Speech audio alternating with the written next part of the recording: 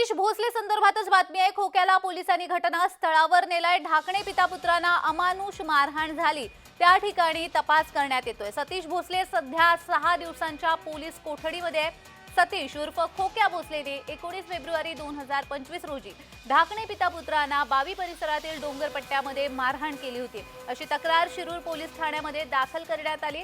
काल त्याला न्यायालयामध्ये हजर करण्यात आलं होतं। युक्तिवादादरम्यान त्याला 6 दिवसांची पोलीस कोठडी सुनावण्यात आली आहे। पोलीस अधिकचा तपास करतायत। दरम्यान आज त्याला घटनास्थळावर नेण्यात आलं होतं, ज्या ठिकाणी त्याने ढाकणे कुटुंबाला मारहाण केली होती त्या ठिकाणी त्याला नेण्यात आलेला आहे। हीच ती जागा आहे, हा तो डोंगर परिसर आहे ज्या ठिकाणी ढाकणे पिता पुत्राला खोक्या भोसले यांनी मारहाण केली होती आणि त्या ठिकाणाची आता पोलिसांकडून तपास सुरू आहे।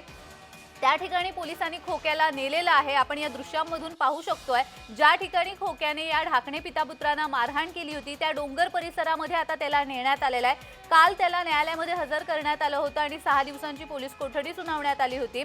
आज त्याला त्या ठिकाणी नेण्यात आलेलं आहे। हे ते घटनास्थळ आहे ज्या ठिकाणी त्या ढाकणे पिता पुत्रांना मारहाण झाली होती आणि दरम्यान आता पोलीस या प्रकरणाची अधिक तपास करत आहेत। घटनास्थळावर जाऊन तपास करताना आपल्याला पाहायला मिळत आहे।